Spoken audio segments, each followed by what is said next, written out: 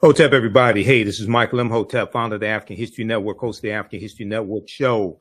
It is Friday, October 18th, 2024, and I am here with somebody who really does not need an introduction. You've seen her on CNN. She's a legal analyst, contributor on CNN. You listen to her on the radio as well. We have the one and only Areva Martin.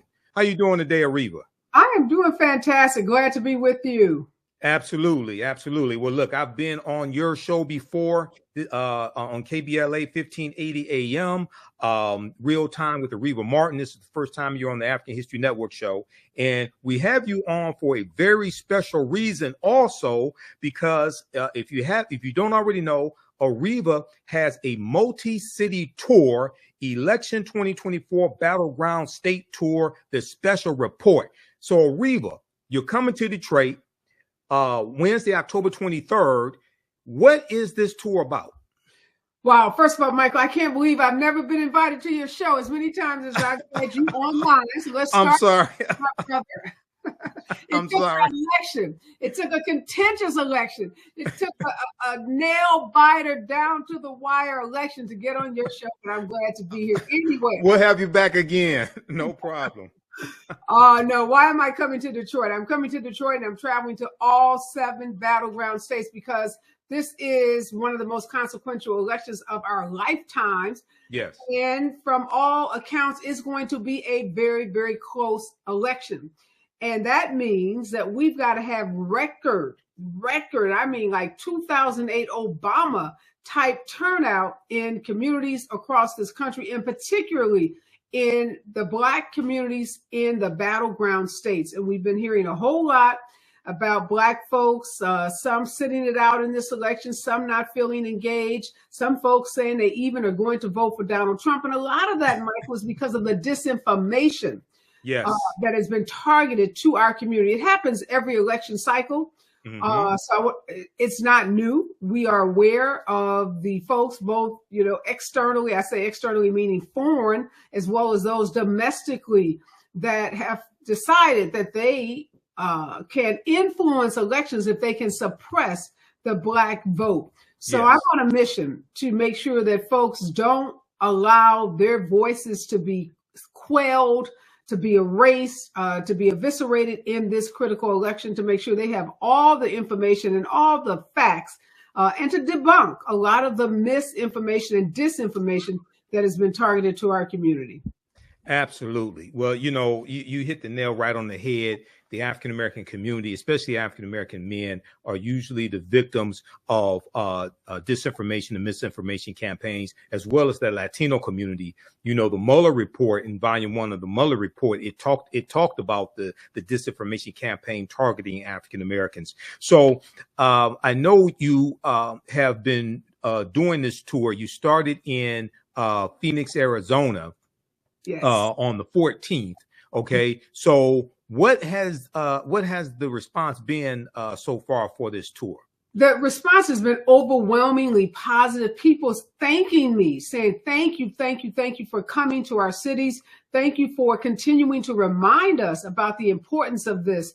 I was in Tempe, Arizona. I was in Phoenix, Arizona. And then just 2 days ago, I was in Las Vegas, Nevada, 2 very important battleground states. And here's what I do, Michael. When I go into these cities, I don't just host these live events. I don't just tape the special report. I hook up with a canvassing, get out the vote office operation. And I go into neighborhoods and I knock doors and I talk to voters because I live in California, and they say we are in a bubble. And because I, work in the news business, the journalism business, sometimes I do feel like I'm getting information that perhaps, seems really clear to me as someone who's a political and a news junkie. But one of the things that this tour is allowing me to do is to recognize everybody ain't tuned in like we are. Everybody's not glued to their cable news, not glued to their phones, tracking, every poll, every story, every word that's said about this election. I've met people, Michael. I met a woman knocking doors in Las Vegas. She said she had been on vacation. She said she had not been paying close attention to the election, and she didn't know much about the candidates. Now I have to take her at her word that she was not just, pulling my leg, because she Right. opened the door and she stood out and talked to us, me and the other canvassers that I was with, so generally somebody's not going to talk to you for 10, 12 minutes to just tell you a big fat lie. So I believe this woman. She was a young woman. She was a mother. And she said she had been busy all summer with her son. She said, you know what? I don't watch the news often. I don't read or follow politics because it's too negative.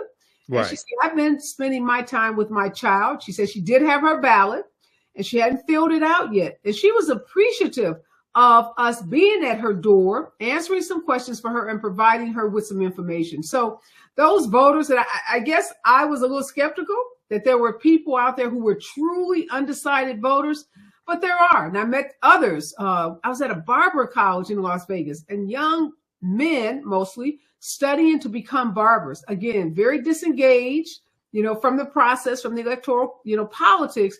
So able to talk to them. And so that's what this tour is about for me, is going into neighborhoods, not the neighborhoods that, where people are going to show up at the rallies and get invited to all these events. That's not the community that I'm trying to touch. I'm trying to touch those people who say, I don't even know if I'm voting this time, or, I hate both of them. People say, I had a lot of people saying that to me. They're both horrible. Really? People that I want to talk to. Interesting. So when you talk to the mother and she said she was busy taking care of her children, right? Yep. What did you say to her that turned her around? What were some of the issues that she is interested in that she may not have known were on the ballot? Because there's always issues, always policies on the ballot, as I explained to people. And it's not only about what a politician can do for you, it's also about understanding how to protect gains that have already been made. Because that's a concept that many people don't understand. The progress that has been made is always on the ballot, because it's usually the opposing side that wants to take you back. So what were some of the policies that you were able to talk to her about that caused her to change her mind? Well, because she was a mother, I immediately went to reproductive freedoms and reproductive rights, because I knew that would resonate with her. She's a mom, and she was a young mom. So in my mind, she may be someone that was contemplating having more children. Right. She had friends in her age group. And so I put her under 35. So that said to me, she probably had girlfriends or sisters or cousins or other women in her life who are of childbearing years, who are starting their families. And so that issue. And immediately I said that to her. And first thing she says was, yeah, I have a sister. Mm-hmm. My sister's thinking about having a baby. So that was just an immediate connection that we made. And I was able to talk to her about the only candidate in the race that was going to be president of our United States, who was going to fight to ensure that the rights we had under Roe v. Wade, those rights that were, just wiped away by that decision of Dobbs by this Supreme Court, how Kamala Harris in particular was the only candidate talking about restoring those rights. And I told her, I said, your mother, your grandmother had more rights in terms of controlling their body than you have, than your sister have. And I could just see her eyes light up. I could just see her really get that mess that resonated with her in a way that's the connection you want to make at the door. Right. That's the kind of response you want to have. And she asked questions and we talked. And I said, and then I told her about the House, because there's some important House races. There's an important U.S. Senate race happening in Nevada. I told her she was in a battleground state. And that's what's so important too, Mike, was letting these voters in these battleground states know how much power they have. When I was at that barber college, students, I stressed that over and over again. I'm like, guys, I'm from a great big state called California. You have more power in your vote than the 40 million people that live in California have. And that I could see people's eyes light up. So, those kinds of facts that you don't necessarily, hear on the campaign trail or being said in such an intimate setting have an impact on voters. Now, you said you were talking to the men at the barber college, and which state was that barber college in? Las Vegas, African-American man, really interesting story. You'll find Black guy named Marcus Allen, justice involved, 2 felonies. 2 felonies. He told me he was the man. I asked him, how did he turn his life around and what did his friends have to say? He said, no, you don't hear me. I was the man. They didn't have nothing to say because I was running it. So he was letting me know he was it. He was the top of the food chain out in those streets, doing what he was doing. He's a street pharmacist. Let's call him that. And he got arrested. He said he did jail time, no prison time. He had both of his convictions pardoned. And he said he had an aha moment. He said, okay, two ways this is going to go, prison or the graveyard. And he said, I didn't want to go to either. And he turned his life around. He went and got his barbering license, not outside the state of Nevada. He has opened only the 2nd barber college owned by a Black person in the state of Nevada. He owns 4 barber shops in addition to his barber school. And since 2015, he said pretty much if you are a Black or Latino barber, chances are you've been through his school or you have worked at one of his barbershops. So that was the perfect location, to talk to young men. And what I talked to them about was that economic opportunity program that had just been rolled out by the vice president, that $1,020,000 loans for entrepreneurs. Because I said, look, guys, you all got to be your own bosses. Right. I said, y'all gonna own this school. Y'all gonna, retire Marcus over here. I said, he's old in the game. Y'all coming up in the game. But barbers can make $100,000+ So these are high paying positions, highly skilled positions. And so I said, look, you're gonna be taxpayers. You're going to be starting your own barber shop or school. You're going to need an investment. You're going to need capital. So, I got really granular with those students about what their future, what's in the future for them after they graduate. And they've all invested. Barber schools in Nevada cost $15,000. It's a 9-month program. It's $15,000. So it's a big investment. No student loans, no grants, out the pocket.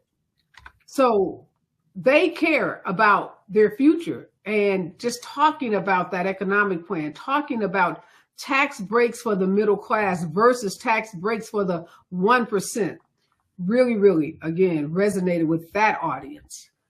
Wow. Okay. Now that's fantastic. And what's important for people to understand when you talk about being a barber, that's a state license. That's government. Okay. When you talk about owning a barbershop, you're dealing with zoning, you're dealing with how your barbershop is legally structured, whether it's a LLC, whether it's a sole proprietorship. Hopefully it's not sole proprietorship. Hopefully you have at least an LLC, but that's dealing with government. Okay. You're getting a license. You have a business name coming from the state. You have to file the business name. You're dealing with state taxes. You're dealing with federal taxes. All that deals with government. So that deals with politics. This is politics impacting your business, impacting your economic empowerment, but also most likely you need a healthy economy for your business to operate within. And economy is impacted by laws and policies. Today, under the Biden-Harris administration, you just had the 44th record high for the stock market. Okay, under the Biden-Harris administration. So now when you talk, let's look at this here. You mentioned Vice President Kamala Harris. I'm going to show a couple articles here, and then I want you to let people know how they can register for this as well. But this is understanding policy for everybody out there. Okay, so blackenterprise.com has 2 really good articles, and this one here deals with, we'll look at the one that came out first. This deals with the how her economic plan will help African Americans. Okay, so this came out about 3 weeks ago. Let me flip over to this here. And we talked about it on Roland Martin Unfiltered. We talked about her economic plan. This one here, let's see. Let's go to this. Let's pull this up. This is from blackenterprise.com. Let's see, do we have it up? Okay, so let me scroll down to this here. This is, hold on. Okay, hopefully y'all can see this. Here's how Vice President Kamala Harris' economic plan would help Black Americans. Okay, so this is dealing with understanding policy. and this was released even before her black male agenda. I know they have been working on a black male agenda. It didn't just fall out of the sky. But when you deal with lowering the cost of groceries, okay, lowering the cost of groceries, it talks about how African Americans pay 1.5 times more. Spend 1.5 times more for their food budget compared to white families. Okay. And it talks about advancing the first ever federal ban on price gouging on food and groceries, setting clear rules ensures that big corporations can't unfairly exploit consumers to run up excessive profits on food and groceries. So we see that inflation has cooled down to about 2.5% year over year, but we still see price gouging taking place. And we know that about 53% of inflationary costs were due to corporate greed. Okay. Uh-huh. So this is something that Republicans are not talking about. This is something that can I stop you, Michael? I'm glad you mentioned that, because I'm going to Milwaukee on Monday. And there was a New York Times article about black voters in Milwaukee. And they interviewed a black man. And he said he was voting for Trump because his grocery bill was lower under Donald Trump than it is now. And he also talked about the stimulus check, so he had more money in his pocket. And I'm so glad this article talks about, one, inflation coming down, and two, what Harris plans to do to cap corporate greed. And what that voter in that article didn't understand is Donald Trump is going to unleash. He will remove any restrictions or regulations that prevent that same corporate greed. So if he thinks his groceries are high now, if you don't have anything in place to prevent these corporations from gouging consumers, his groceries will be much, much higher under a Donald Trump administration than they would be under a Kamala Harris, given how she plans to address price gouging. Absolutely. And what we're looking at here is it's important for people to understand, under the Obama-Biden administration, there was 75 consecutive months of private sector job growth.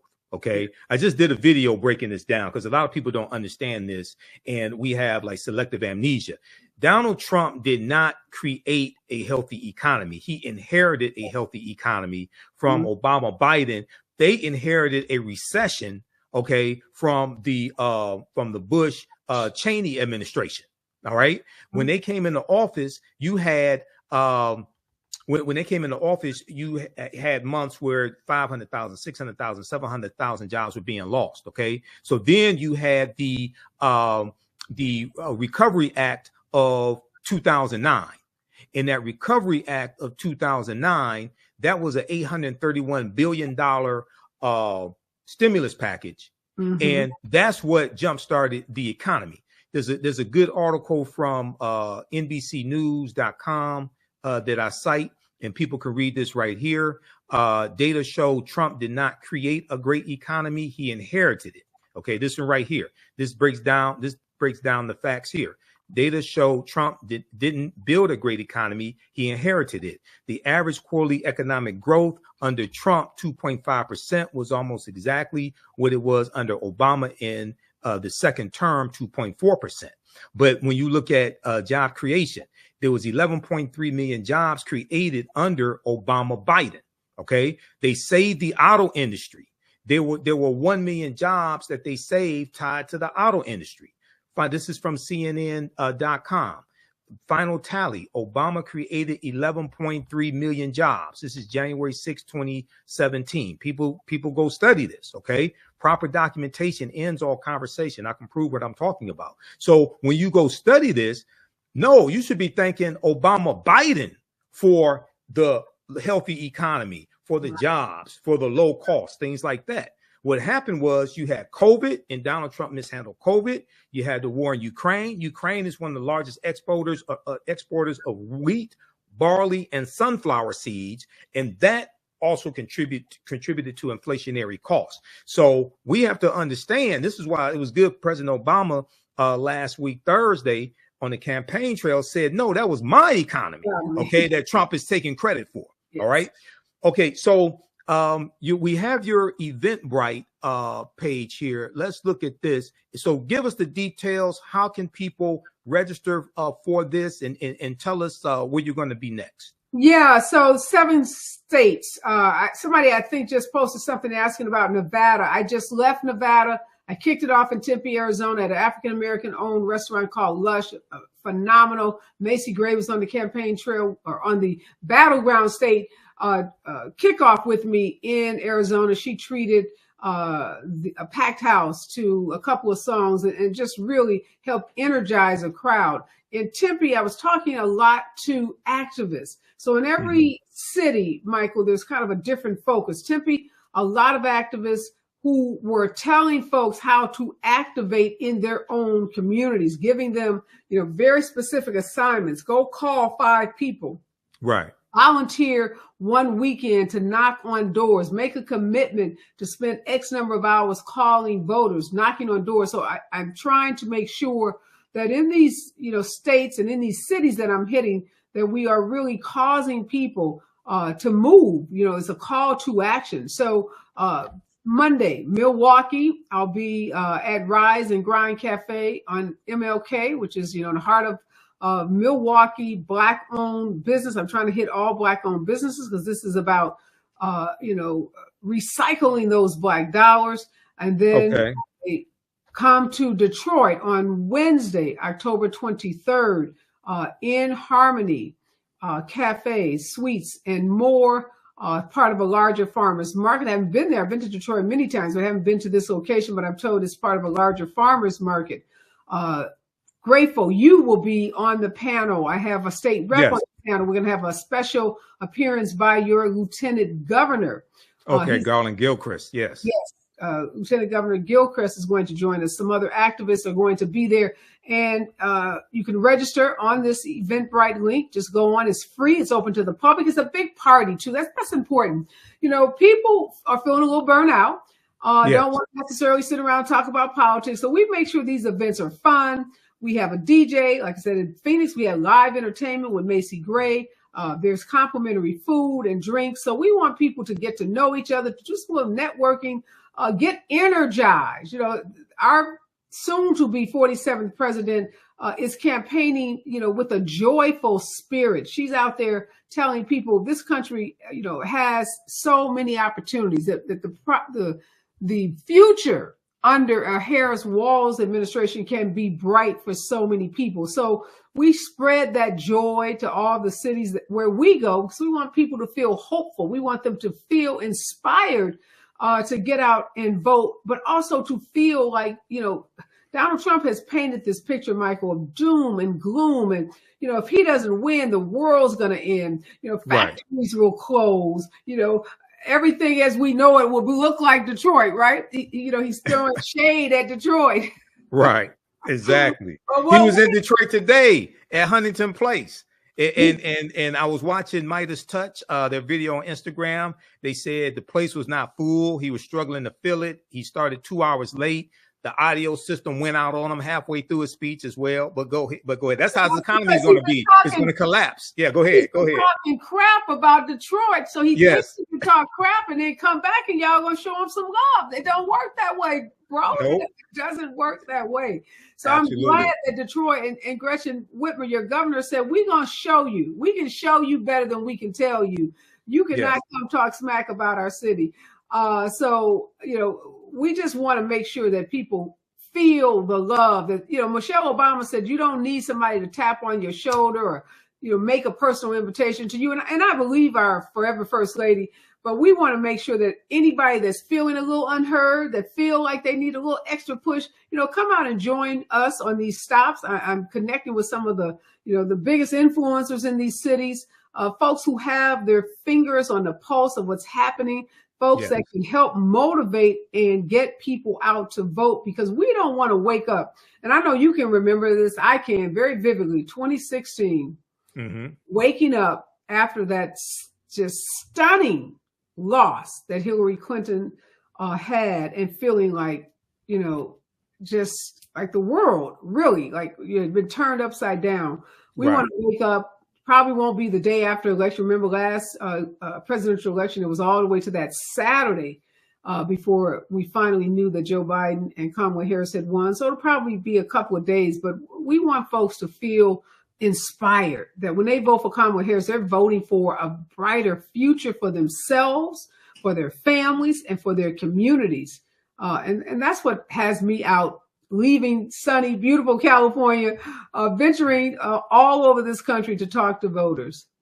Absolutely. Well, it's important for people to understand how the Electoral College works briefly, because you have people to say, well, the national vote doesn't matter, or the popular vote doesn't matter. The popular vote does matter. It's the popular vote per state that matters, not the overall popular vote. And you need at least 270. You need 270 Electoral College votes to become president-elect.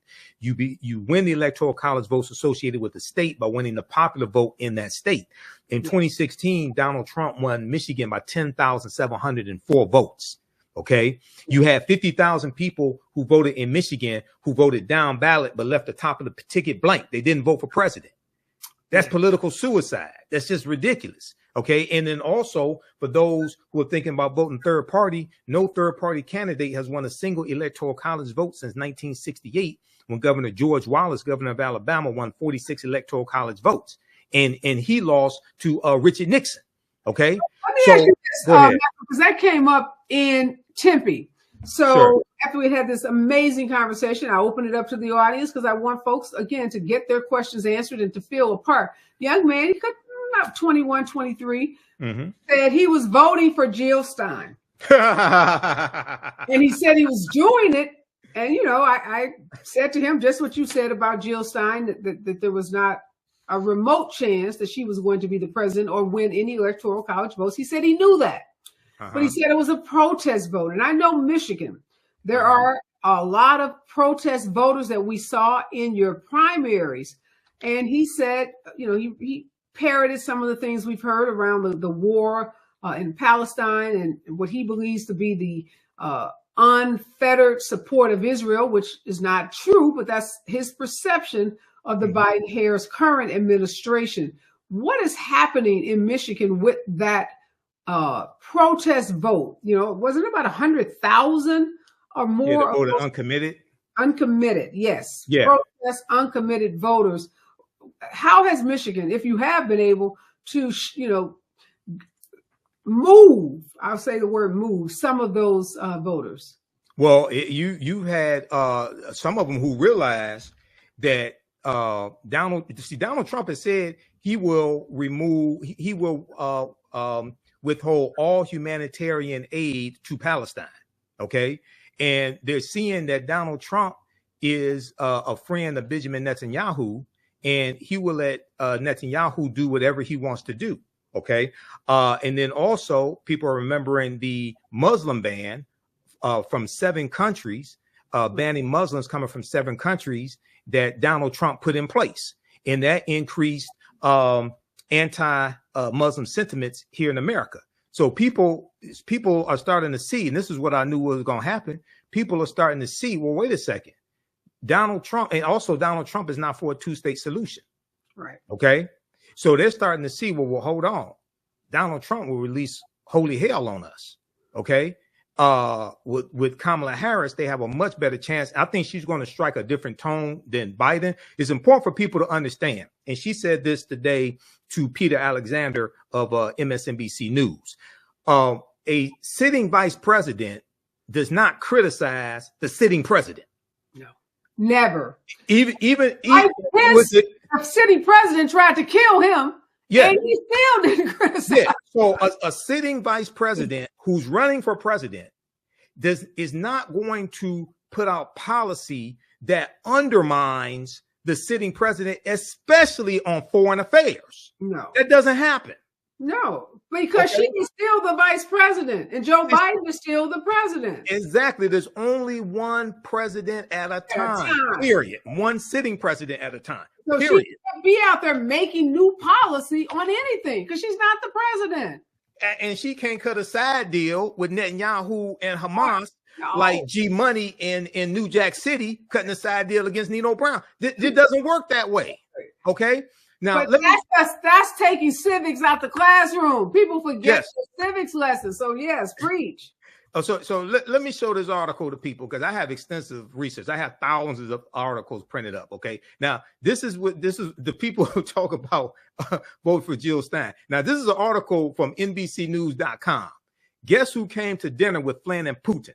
Okay, now this article is from April 18th, 2017. This is a few months after Donald Trump took the oath of office, January 20th, 2017.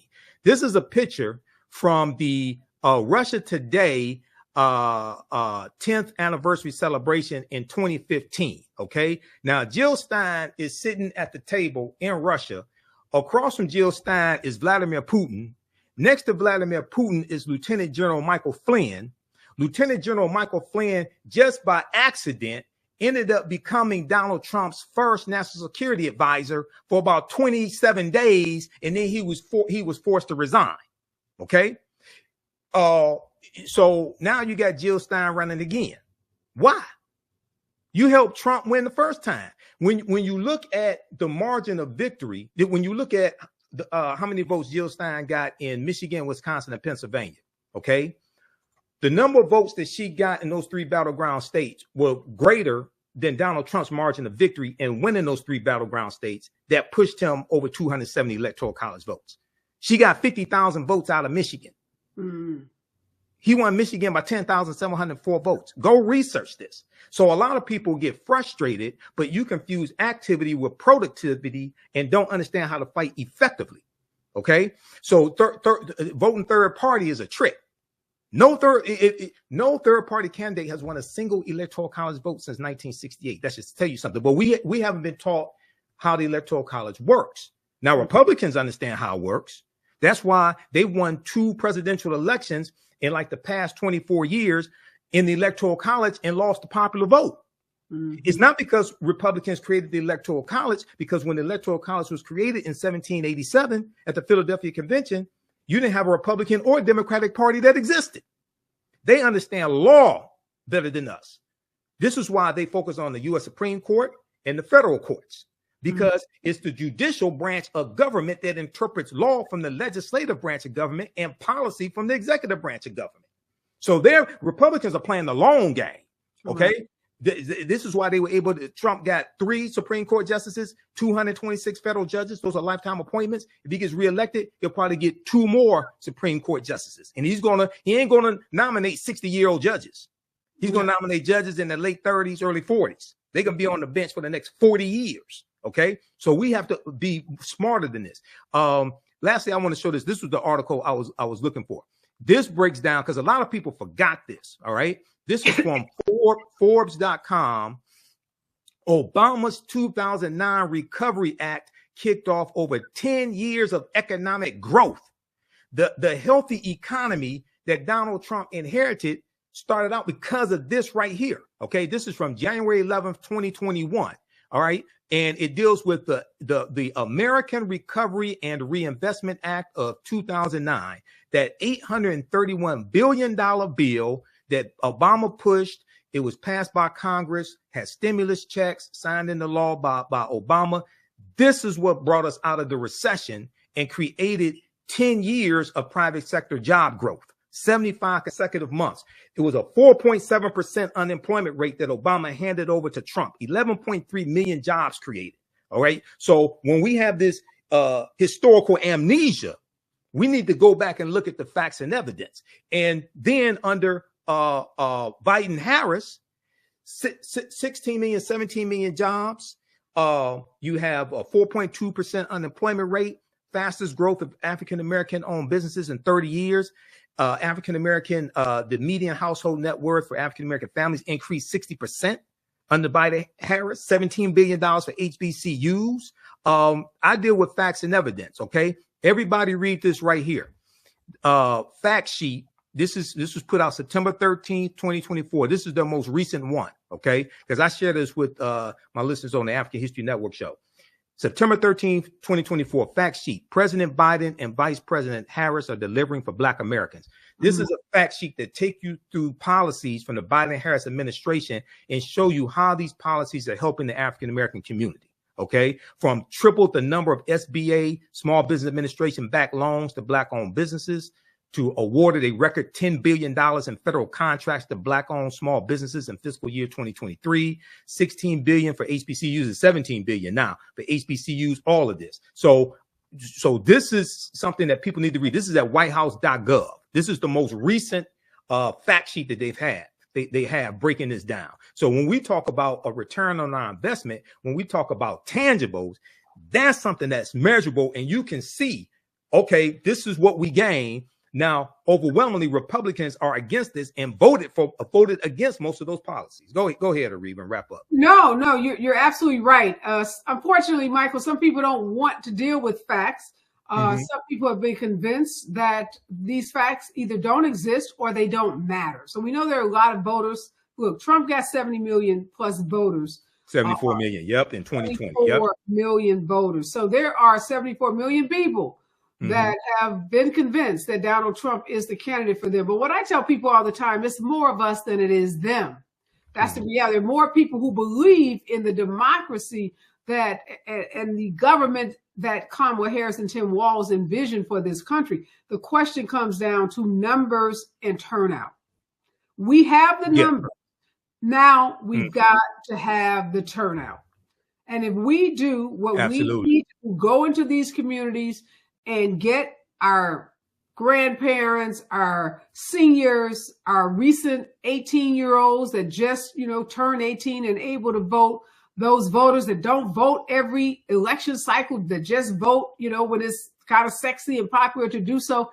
If we get those folks off the couch, if we get them to the polls, if we go and sit with them and help them fill out their ballots, if we talk to them, because what we know, Michael, is the slick ads work, they're important, but those hard to reach voters are much more likely to vote when they hear from a trusted messenger, a friend, a pastor, a mentor, a teacher. So that's the job we have over the next 18 days, is to be that trusted messenger, not for the folks who are already voting. Great.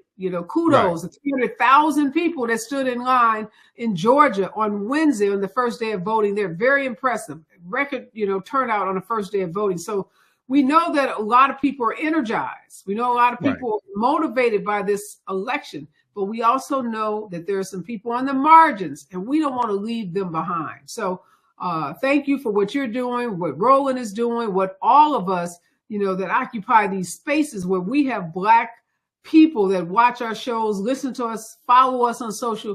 We've got a job to do. And so, we're rolling up our sleeves and getting out there. I can't wait to get to Detroit. My father, just a little story for you, was a school teacher in Detroit. I have a stepmother. I have sisters. So I have other relatives that live in the city.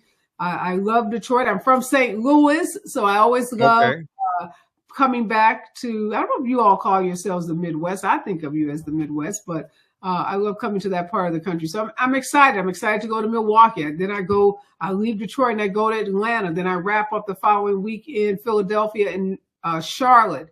These are all key battleground states where Black voters will have a significant impact. You talked about, the margins in the last election were really tight, 11,000 votes. Remember Trump calling, election officials in Georgia saying, you got to find me 11,000 votes. We got to win. And I said I hope we win big, Michael, because we know the legal challenges are coming. We know the cheating and all the underhanded things that Donald Trump and the MAGA voters will do. But if we win big and leave no chance, leave nothing to doubt about who the winner of this election is, we have an opportunity to chart a new path for this country. Absolutely. Well, she'll be in Detroit Wednesday, October 23rd, 6 p.m. to 8 p.m.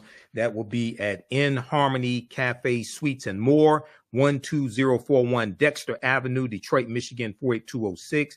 I will be there also. I'm on the panel on the 25th, October 25th. She's in Atlanta, Georgia, Philadelphia, Pennsylvania, October 28th, and October 30th, Charlotte, North Carolina. You can also visit her website, arevamartin.com, because you have the information there as well, right?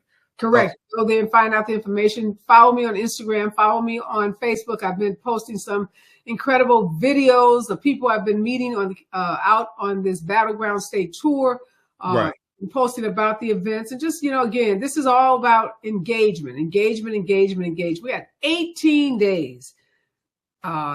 Seems like a short period of time, but think about all the people that we can each talk to in 18 days. Exactly. And flood the zone. Share this information on your social media platforms. I posted the links here. This article right here from blackenterprise.com.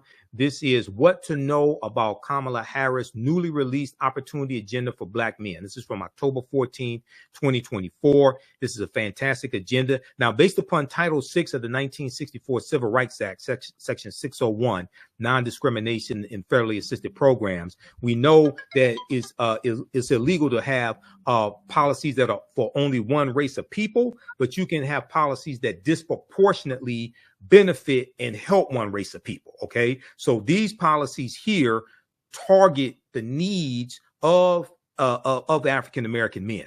Whether we talk about loans for businesses, things of this nature, because African American men focus on economic empowerment a lot. Okay, so this deals with this, as well as other policies that she has at the website KamalaHarris.com. She has an 80-page economic agenda at her website. Go ahead, Areva. I'm glad you brought that up, Michael, about that came up in Las Vegas, because the audience was mixed, Latino and African Americans. The Latinos saying, well, hey, is this for us? Is this just for Black men?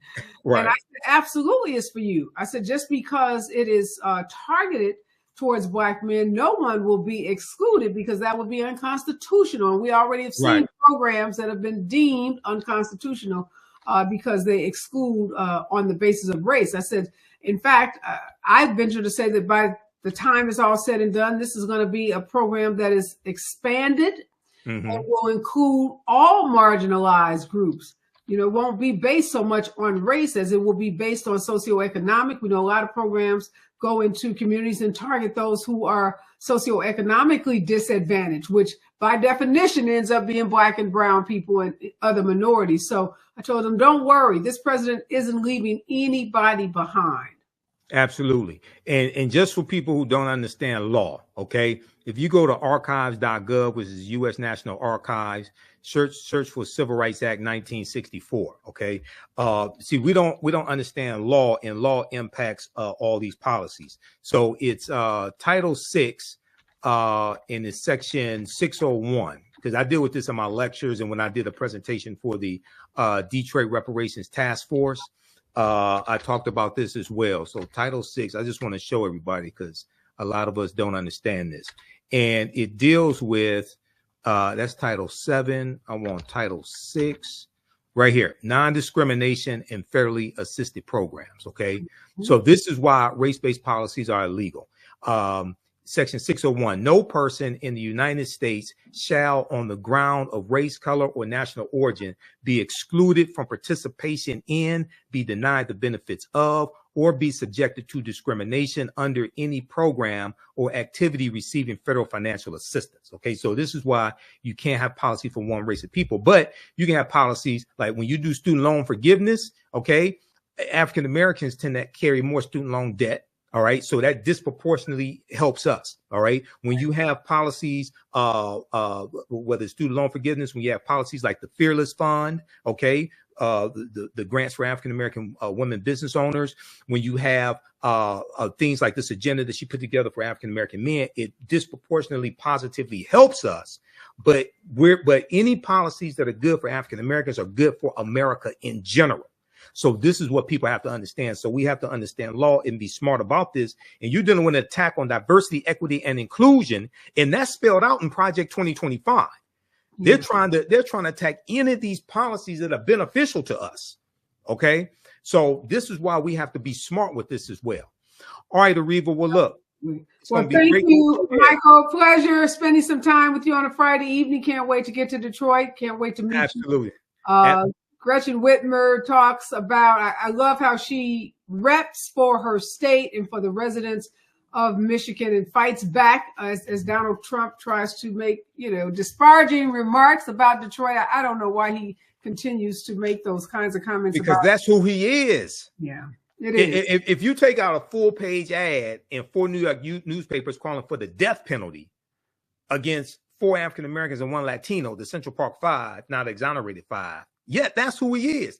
But why do it and then go back and think the city's going to give you some love? He thinks everybody's stupid. Like, if you invite somebody to your house and they talk crap about your house, they're not likely to get another invitation to come back. But he's there. He came to Detroit to rile up the white people in Detroit that support him, to drive up those numbers, and also help down ballot races as well, like in surrounding areas. That's what this is about. But also, people keep in mind, the last 6 months of the Trump administration, he reinstituted the death penalty and executed 13 people, including 5 African Americans. So it's bad enough to take out a full. Go ahead. You know that Project 2025 says death penalty for drug dealers. Yes. So yes, dangerous. Exactly. It's dangerous. Exactly. It's dangerous. Our EP says he's dangerous and unfit. Yes. That's it all. All right, Areva. It's good talking to you. I'll see you in Detroit. Okay. Thank you, Michael. Be all well. Right, peace. Okay. All right, peace. All right, everybody. That is Areva Martin. You see her on CNN. You see her on Good Morning America.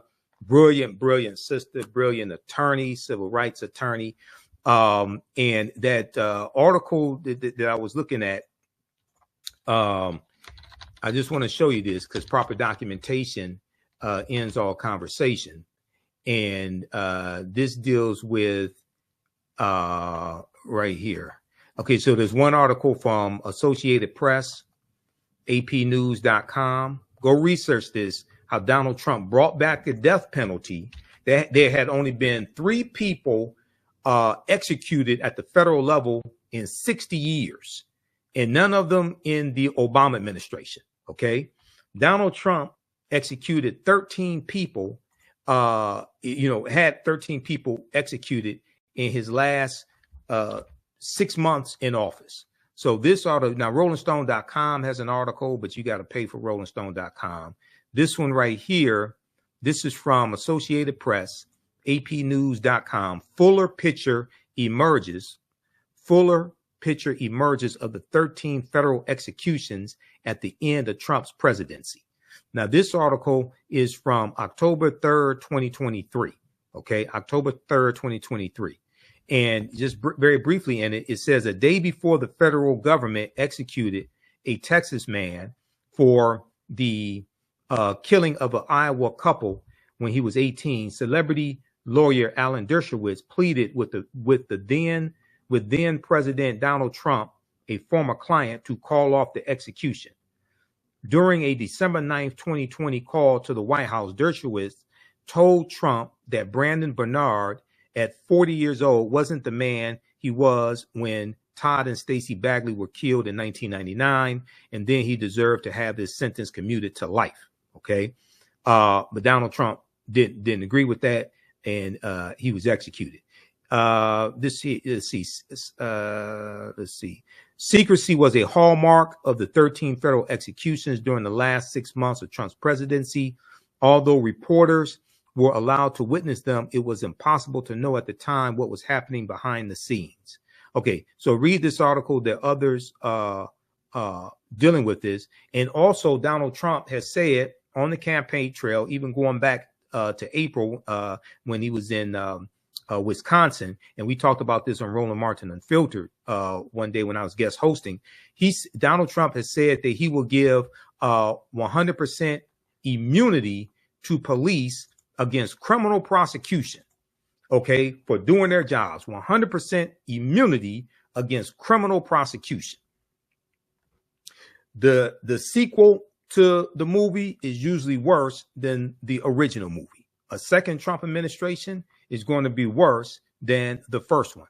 Also, for information on Project 2025, visit project2025.org. This one right here. Now, this is from the Heritage Foundation. This website right here is from the Heritage Foundation. The Heritage Foundation is the right-wing think tank that wrote Project 2025. It's called Mandate for Leadership. Mandate for Leadership. Okay. Go to project2025.org. Mandate for Leadership is the policy platform they've been putting out since 1981. And this is called Mandate for Leadership, the Conservative Promise. Okay. Project 2025. So go through and read this here. And it has where you can download the full 922 page agenda. And right at the bottom, go all the way down to the bottom, tells you this website is from the Heritage Foundation. That's who created Project 2025. Okay. All right. So we have to get out of here. Remember, the African History Network, we focus on educating, empowering, and inspiring people of African descent throughout the diaspora and around the world, because right now it's corrects wrong behavior.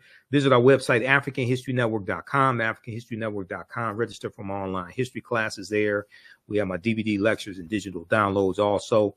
We'll see you in Detroit Wednesday, October 23rd, as well, with Areva Martin on this election 2024 Battleground tour. Right now it's corrects wrong behavior. It's not over till we win. Wakanda forever. And we'll talk to you.